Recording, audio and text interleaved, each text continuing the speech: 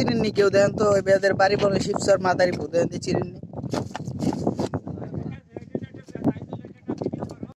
আসসালামু আলাইকুম গাইস, প্রবাস জীবন কি আজকে আপনাদের দেখাবো।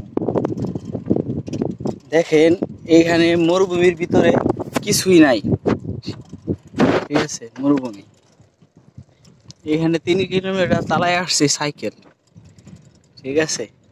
এইখানে দেখেন একটা বাড়ি দেখা যায়, ওই যে বাড়িটা, ওই বাড়িটায় কাজ করতে আসছি, ঠিক আছে? যদি পরিচিত তো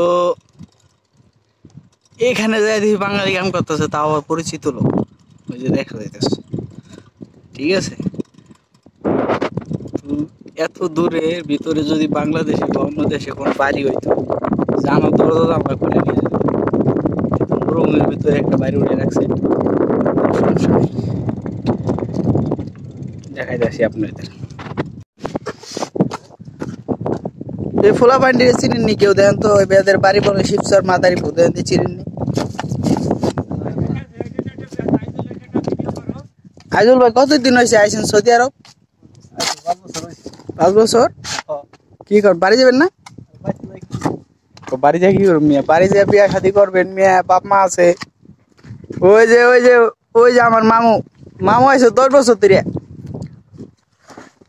বাড়ি যাওয়ার নাম নাই।